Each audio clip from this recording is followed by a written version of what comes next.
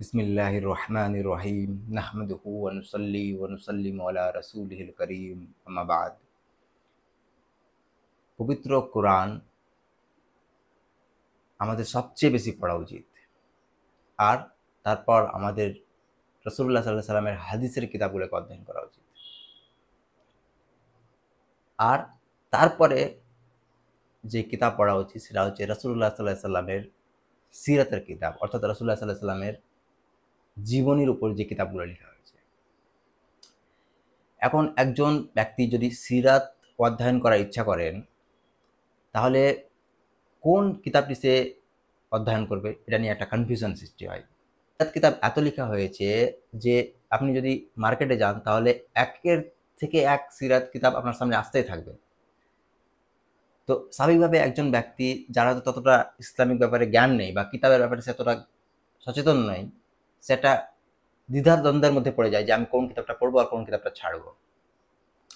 তো আজকে আমি সিরাত যদি কেউ পড়তে চাই বা সিরাত অধ্যয়ন করতে চাই, আর কি যেটা কিনা পড়াই উচিত, যেটা জীবনে অবশ্যই রাসূলুল্লাহ সাল্লাল্লাহু আলাইহি ওয়াসাল্লামের সিরাত গ্রন্থ পড়া উচিত। যারা সিরাত অধ্যয়ন করবে তাদেরকে আমি ৩ টা লেভেল হিসাবে ধরছি। একটা হচ্ছে বিগিনার লেভেল, একটা ইন্টারমিডিয়েট লেভেল আর একটা অ্যাডভান্স লেভেল। বিগিনার লেভেলে মানে একজন ব্যক্তি যার সিরাতের ব্যাপারে সেরকম কোনো জ্ঞান নেই। সে সামান্য কিছু হয়তো আলেমদের মুখ থেকে কিছু শুনেছে বা কোনো আর্টিকেল বা কোনো চটি কিতাব পড়েছে। বিশেষ কোনো তার জ্ঞান নেই সিরাতের ব্যাপারে। এরকম ব্যক্তির জন্য একটা কিতাব খুবই ভালো এবং উপকারী, সেটা হচ্ছে আর-রাহিকুল মাকতুম।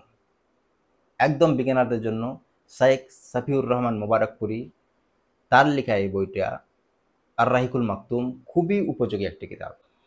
সৌদি আরবের রাবিতা আল আলাম আল ইসলামিয়ার যেটা একটা প্রতিষ্ঠান ১৯৭৯ সালে একটা কম্পিটিশন করিয়েছিল রাসূলুল্লাহ সাল্লাল্লাহু আলাইহি সাল্লামের সিরাতের উপর লেখালেখির ওপর একটা প্রতিযোগিতামূলক কম্পিটিশন করিয়েছিল। সেখানে টোটাল ১১৮২টি কিতাবের মধ্যে এই আর-রাহিকুল মাকতুম শাইখ সাফিউর রহমান মোবারকপুরীর কিতাবটি প্রথম স্থান অর্জন করেছিল। স্বাভাবিকভাবে বুঝতে পারছেন এটা কত গুরুত্বপূর্ণ একটা কিতাব। বিভিন্ন কিতাব থেকে নেয়া একটা নির্যাস বলা যেতে পারে এই কিতাবটাকে।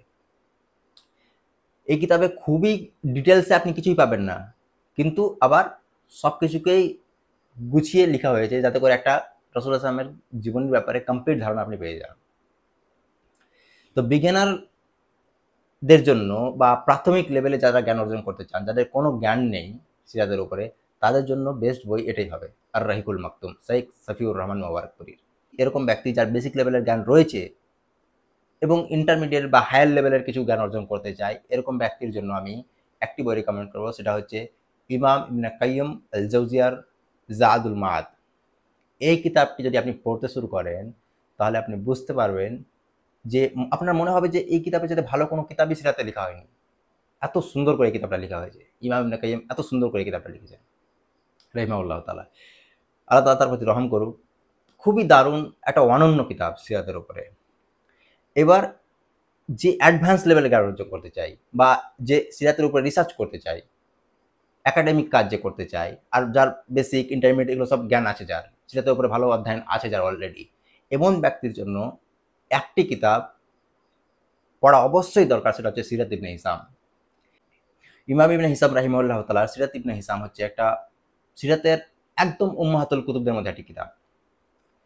সিরাতের প্রথম কিতাব তো ইমাম ইবনে ইসহাকের সিরাত ইবনে ইসহাকটা, কিন্তু দুর্ভাগ্যবশত সেই কিতাবটি পুরো কমপ্লিটলি আমাদের সামনে সুরক্ষিত আকারে নেই, সেটা বিলুপ্ত হয়ে গেছে।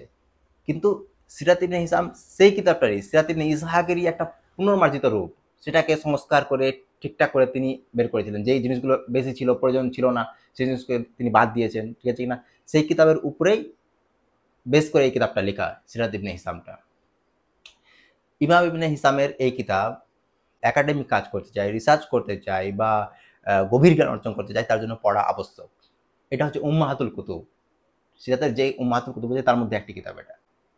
যে কিতাবগুলোর উপরে বেস করে পরবর্তীতে কিতাব লেখা হয়, সেই কিতাবগুলোকে বলা হয় উম্মাহাতুল কুতুব। তো এই কিতাব হচ্ছে সিরাত ইবনে হিসাম হচ্ছে উম্মাহাতুল কুতুব একটি। আর একাডেমিক নলেজের জন্য, রিসার্চের জন্য এই কিতাব পড়া আবশ্যক। এর থেকে ভালো কিছু আর হতে পারে না যে সিরাত ইবনে হিসাম পড়বে। তো যেটা আমি বললাম যে বিগিনারের জন্য আর রাহিকুল মাকতুম যথেষ্ট। ইন্টারমিডিয়েটদের জন্য ইমাম ইবনে কাইয়িমের জাদুল মাআদ যথেষ্ট। আর অ্যাডভান্স লেভেলের জন্য হচ্ছে ইমাম ইবনে হিসামের সিরাত ইবনে হিসাম। ওয়াখির দাওয়ানা আলহামদুলিল্লাহ রাব্বিল